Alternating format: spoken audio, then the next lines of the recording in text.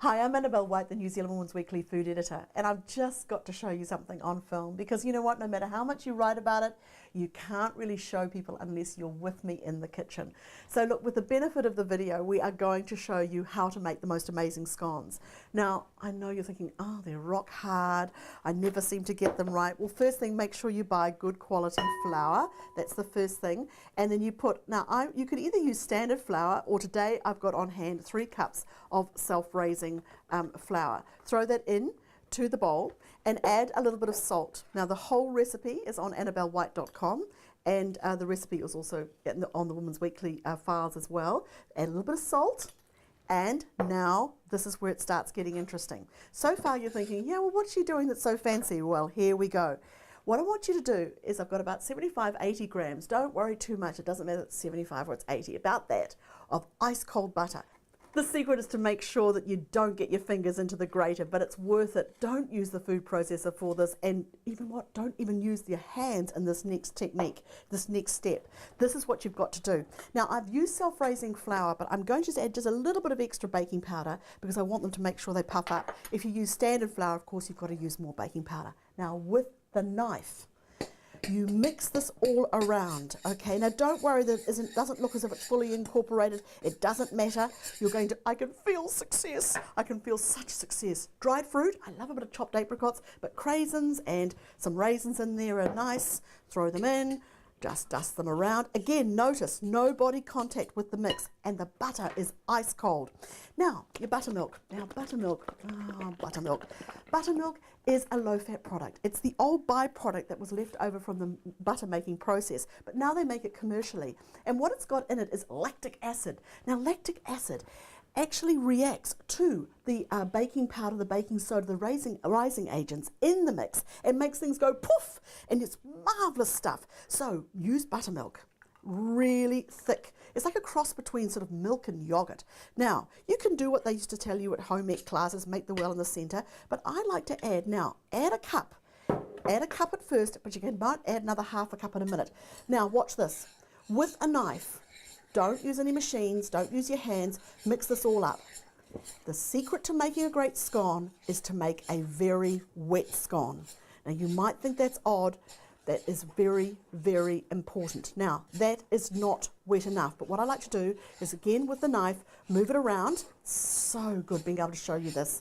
It's so hard to explain to people what exactly you mean by a wet dough. I mean, not so wet that it's going like this, but wet that you almost think you've gone too far. Makes a big difference. So the recipe calls for, if you're not a confident cook, then obviously maybe leave it there and put it out and go for it. But if you can handle it, if you can go that little bit over the edge, add half a cup more of buttermilk. It makes the most luscious.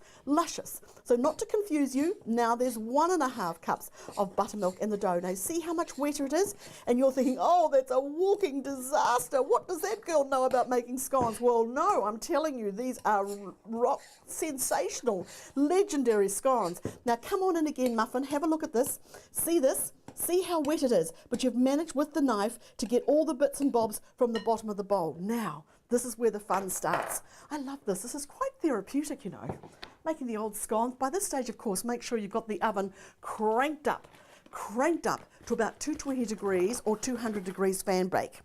We found in the test kitchen that fan bake is the best for scones. Actually, fan bake is best for all things that are individual. So if you think of like little scones, little muffins, everything that's individual works better on the old fan bake.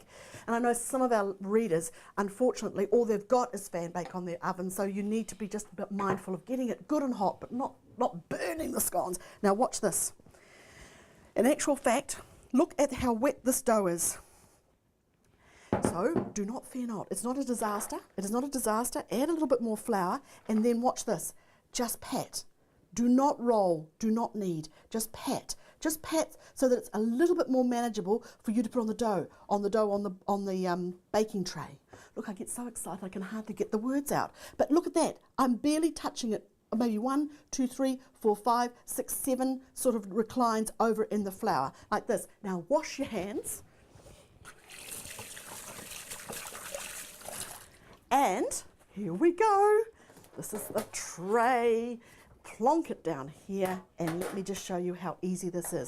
with a sharper knife, look at this, keep the dough up like so, cut across like this. Don't worry about measuring anything here, just cut it through like so. Because if you've come the over and someone says, oh, her scone's a bit bigger than mine, just say, oh, take another one, life is short. Now the other thing is you can see how wet, Muffin, come back in again, darling. I want everyone to see how wet that is, because people would think that's a walking disaster when it comes to a scone, but the results are spectacular.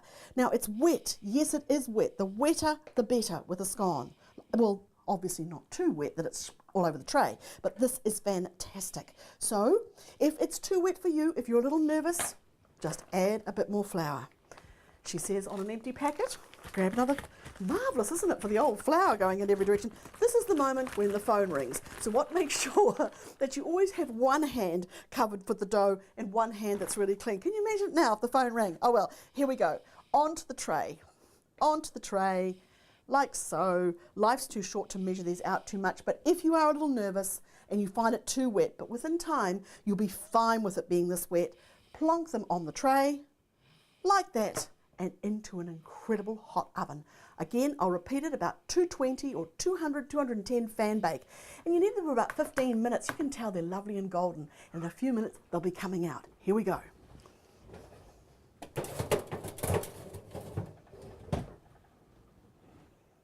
While the scones are baking, let's clean up the bench. We've got 15 minutes. Those scones are smelling great. And just look at them, they're magnificent. Fear not, scones are just so easy. You're going to love these. Serve them with lashings of hot tea and be proud of your efforts. Well done.